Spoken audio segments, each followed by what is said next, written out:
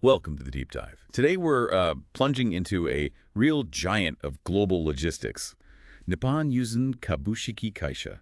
You probably know them as NYK Line. That's right.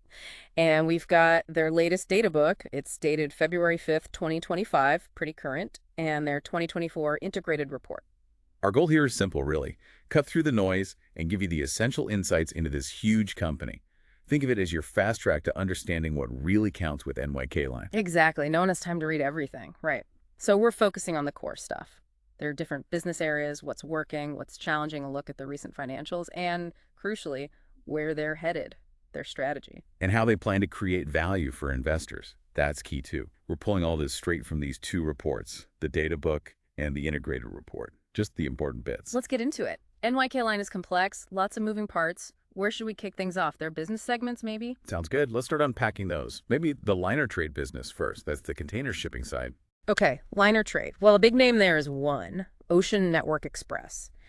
They've got this strategy. ONE 2030 came out last March. 1/20/30. What's the headline there? Ambition. They're aiming to scale up significantly. Target is 3 million TEU fleet capacity by fiscal 2030. 3 million TEU. That's a serious number. 20-foot equivalent units for anyone wondering. How are they planning to achieve that kind of growth? They've laid out 5 strategic pillars, they call them. Green, digital, talent, finance, and global. Pretty comprehensive. Let's take green. What's that mean in practice? Shipping isn't exactly known for being environmentally friendly. True, but they seem serious. They're targeting a 70% cut in Scope 1 greenhouse gas emissions per TEU kilometer by 2030. That's compared to their 2008 baseline. 70%. That's Yeah, quite a sure. target. And Scope 1 is their direct emissions, right, from their ships. Exactly. And longer term, they're aiming for net zero across all scopes. That includes indirect emissions, too, by 2050. It's a big commitment. So ambitious green goals. What about investment? You can't do that without spending. Oh, definitely not. The investment plan is massive. Between now and 2030, ONE is planning to invest over 25 billion US dollars just in container shipping. 25 billion. Wow. And wait, there's more. Up to another 10 billion US dollars in the wider value chain, things supporting the shipping. So new ships, digital systems, people. The works. Pretty much. It covers everything needed to support those 5 pillars. Okay, huge investment, green targets. What about the financial side? What returns are they expecting? And what about returns for shareholders, like NYK? Good question. ONE's aiming for a profit of 3.8 billion US dollars in fiscal 2030, and they're targeting a return on equity, ROE, of over 10% in the medium to long term. Over 10% ROE. That's a solid target for this kind of business. It is, and for shareholders, they're planning a 30% payout ratio on net profit. Plus, get this, 3 billion US dollars in special dividends between 2024 and 2026. Okay, so substantial shareholder returns planned from ONE, which flows back to NYK. But what's the market like right now? Is it smooth sailing for container shipping? Well, that's the tricky part. The data book points out that a lot of new ships are set to be delivered through 2026. That could definitely lead to oversupply. Oversupply usually means pressure on freight rates, right? Typically, yes, but there are counterbalances. Older, less efficient ships are being scrapped faster now, partly because of those tighter environmental rules we mentioned. Ah, so old ships out, new ships in. A balancing act. Kind of. And the other factor mentioned is market consolidation. All the mergers and alliances. It seems to have led to more, let's say, disciplined operations among the big players. More discipline, meaning they manage capacity better, don't flood the market. Something like that. Maybe more stable pricing, potentially. We'll see. Okay, let's shift gears. What about the logistics business? The report flags that as a growth engine. Absolutely. It's a key part of their medium-term plan. The idea is it provides more stable, predictable profits to balance out the ups and downs of shipping. And the main player here is Yusen Logistics, YLK. That's the one. Yusen Logistics Co., Ltd. They do the whole range air and ocean freight forwarding, warehousing, distribution, customs, land transport, basically end-to-end supply chain stuff. Any particular strengths mentioned? The report highlights strong performance in North America, actually. Seems like they're doing well there. How are they fueling growth in logistics? Is it just organic expansion? Not entirely. They've set aside a pretty hefty sum, JPY 140 billion, about, over $1 billion US dollars, specifically for strategic investments through fiscal 2026. And a chunk of that is for M&A. mergers and acquisitions. Exactly. They recognize organic growth has its limits, so they're actively buying companies to speed things up and add capabilities. Any examples of recent deals? Yeah, they mention activity in e-fulfillment, automotive logistics, food, healthcare across the UK, Asia, Europe, the US. They bought companies like Tailored Services and Parts Express in the States recently. It looks quite targeted. So building out specific expertise through acquisition, what about their existing network? Is it big? Oh, it's vast. As of March 2024, they had presence in 46 countries, 650 logistics locations, 373 warehouses. Wow. How much warehouse space is that? Almost 3.4 million square meters. It's a huge global footprint. Definitely a competitive edge. Okay, moving on. Automotive business. How's that segment doing for NYK? It's been recovering well, apparently. After all the disruption from COVID and the chip shortages, car production is up, and so is the demand for shipping those cars. Leading to tight capacity, I imagine. Yeah, the report mentions strong transport demand and capacity shortages. What's NYK doing about it? Well, they've got new ships, specifically car carriers, scheduled for delivery around 2025. They're also focusing on securing long-term contracts to smooth out the market swings. And the green angle, are they looking at newer fuels here too? Definitely. Big focus on next-generation fuel vessels for cars as well. Plus, they're specifically looking at the rise of electric vehicles. Right, transporting EVs must have different requirements. Safety, maybe. Absolutely. They're highlighting safety and quality for EV transport. It's a growing part of the market. And NYK is a major player ranked second globally in car transport with like 108 vessels. Okay, dry bulk next. Things like coal, iron ore, grain. What's the outlook there? Pretty positive, according to the report. They expect favorable market conditions to stick around. Why is that? Mainly supply-side factors. Not many new dry bulk ships have been ordered recently, and more older ones are expected to be scrapped from this fiscal year onwards. Meanwhile, demand for stuff like iron ore and coking coal is holding firm. So less supply growth, steady demand. Good for rates. How is NYK playing this? They're using sophisticated market forecasting and risk management. They're also expanding their non-asset business chartering ships instead of owning them all, focusing on eco-friendly vessels. Aiming for stable long-term profits, I assume. That's the goal. And interestingly, they're looking beyond just shipping, exploring roles in handling materials like reduced iron and scrap within the supply chain. They're big in dry bulk too, aren't they? Yeah. Yep. Second largest operator globally here as well. Over 200 vessels. Right, let's cover the energy business. Tankers, LNG carriers.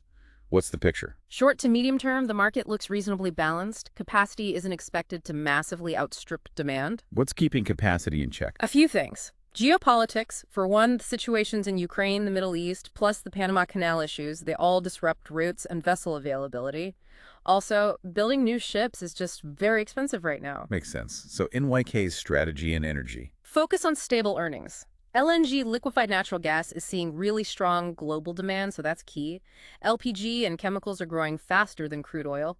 Even for crude and coal, they want to use lower carbon transport options. Are they venturing into newer energy areas too? Yes, quite actively. Offshore wind power is one, mainly in Japan for now, but they're looking at overseas M&A. Ammonia is another big focus transport, maybe building a whole value chain. And CO2 transport, aiming to commercialize their patents there. Ammonia and CO2 transport. This sounds very future-focused. It is. Ties into the whole decarbonization trend. And they're already huge in LNG's second largest fleet globally, with over 90 carriers delivered by March 2024. Lastly, there's this other business segment. What's in there? It's a mix, really. Selling petroleum products, marine equipment, ship agency services, even restaurants, real estate, and their cruise ships. So a diverse collection of smaller activities. Yeah, not the main drivers, but they add to the overall scope of NYK Line. Okay, great overview of the segments. Now let's dive into the financials. The data book has that table comparing consolidated performance to forecasts. What does it tell us? Right, so looking at fiscal 2023, the year ending March 2024, revenues were huge, over 2.6 trillion yen. That's a lot of zeros. How does that compare to the forecast for 2025? The forecast for FY 2025 is a bit lower, 2.58 trillion yen, still massive though. Operating income was strong in 23, about 296 billion yen, forecasted at 210 billion for 25. And recurring profit. That often gives a better sense of core performance. Exactly. Recurring profit in 23 was exceptional, over 1.1 trillion yen. Just massive. The forecast for 25 is 480 billion yen. Still very profitable, but reflects a return to more normal levels. And net income. Bottom line for shareholders. Same story. Over 1 trillion yen net income attributable to owners in 23. The forecast for 25 is 450 billion yen. Those 2023 numbers are staggering. What drove that incredible performance? Was it just container shipping? Largely, yes, but not only. The integrated report makes it clear. Fiscal 2022 and 2023 saw exceptionally favorable market conditions, especially in containers and bulk shipping. Demand surged, rates went through the roof. You see that in the segment profit breakdown, I suppose. Clearly, the liner trade contribution was enormous in those years, but it also shows the growing importance of the other segments like automotive, dry bulk, and energy providing a foundation. So why the forecasted drop for 2025? Just rates coming back down to earth? That's the main driver, yes. An expected normalization of those sky-high shipping rates as supply catches up and demand maybe softens a bit. Plus, potentially some higher operating costs factored in. Okay, let's dig a bit deeper. Key metrics. Income statement trends over time. Well, revenues definitely trended up over the last decade with that huge spike in 22 and 23. Operating income more volatile as you'd expect in shipping, but again, a strong recovery recently.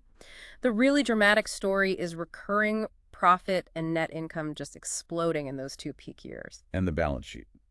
How's their financial health looking? Very strong. Total assets grew significantly, particularly from 2021. And interestingly, total liabilities actually decreased in 22 and 23. Lower debt. Lower debt. And combined with the surge in profits retained, shareholders' equity ballooned. The shareholders' equity ratio hit 65.6% in 2023. That's very healthy. What about interest-bearing debt specifically? Been trending down. The debt-equity ratio was just 0.28 times in 2023. That's very low leverage, gives them a lot of financial stability and flexibility. The reports don't give detailed cash flow numbers in the excerpts we have, but can we guess? You can infer. With profits that high, cash flow from operations would have been incredibly strong. That's the cash funding investments, debt pay down, and those shareholder returns we'll talk about. Free cash flow, cash left after capital spending must have been very healthy too. Let's look at profitability ratios, return on equity, ROE, and return on invested capital, ROIC. Yeah, these figures really highlight the pick. ROE was an astonishing 86.0% in FY 2022. 86%, that's almost unbelievable. It is. Even in FY 2023, it was still a massive 48.3%. ROIC tells a similar story. 47.1% in 22, 35.7% in 23. Just shows how effectively they were using capital when the market was red hot. Okay, so a company flush with cash and strong recent profitability, how are they sharing that with shareholders? Dividends. Big time. Dividends per share really jumped. After adjusting for stock splits, it was 483 yen in 2022 and 520 yen in 2023. That's a huge increase. What's the forecast for 2024? The table shows a forecast of 140 yen for 2024. More normalized, but still substantial compared to pre-pandemic levels. And remember, one's dividend plans, that 30% payout ratio and special dividends will flow through to NYK's income too. Any mention of share buybacks in the materials? Not specifically in these excerpts, no. It seems like dividends are the primary way they're returning capital directly to shareholders right now. The focus is clearly shown in those huge dividend per share numbers recently. Okay, let's try and synthesize all this. Assessing the business moving forward. What are the key takeaways? Strengths? Definitely their diversification. Having multiple segments, containers, logistics, auto, bulk, energy gives them resilience. You saw how strong the financials became recently, leading to that robust balance sheet. And they have clear strategies, both for growth, like in logistics, and for tackling big challenges like decarbonization. And the challenges of risks. Market volatility in shipping is always there. You can't escape it. The sheer amount of investment needed for the green transition and logistics expansion is significant. They also need to adapt constantly to shifting global trade and all the environmental rules. Do they give any forward-looking targets beyond the 2025 forecast? Like for their medium-term plan? Yes. The integrated report mentions targets for FY 2026. They're forecasting recurring profit around 270 billion yen, net income of 240 billion yen. They aim for a shareholders' equity ratio around 57%, maybe 65%, depending on accounting changes. And profitability targets like ROIC over 6.5% and ROE between 8–10%. So aiming for solid, sustainable profitability, not necessarily repeating those peak years, but still strong returns. Exactly. It looks like a strategy balancing core shipping, growth in logistics, sustainability, and shareholder value. They seem well positioned, strategically speaking. Right. So to wrap up this deep dive on NYK Line, we've covered a lot of ground. The different businesses, the financials, shareholder returns, the path forward, Hmm. all based on their latest data book and report. Hopefully, it's given everyone listening a clear picture, a shortcut to getting informed. Yeah, I mean, the scale's just immense, isn't it? The complexity of running global container routes, the massive logistics network, the impact of global economics, it really underlines how vital these companies are. Some surprising things, too, like the scale of one's ambition and investment. And that huge jump in dividends recently. We tried to pull out those key insights, those aha moments, without drowning everyone in data. Hope we managed that. So maybe a final thought for our listeners to chew on. NYK Line, like its peers, is making these huge bets on decarbonization, investing billions. They're reshaping their business around logistics and new energy. What does this pivot, this massive strategic shift by a giant like NYK, signal about the entire future of global trade and logistics, beyond just this one company? That's a big question. Something to definitely think about.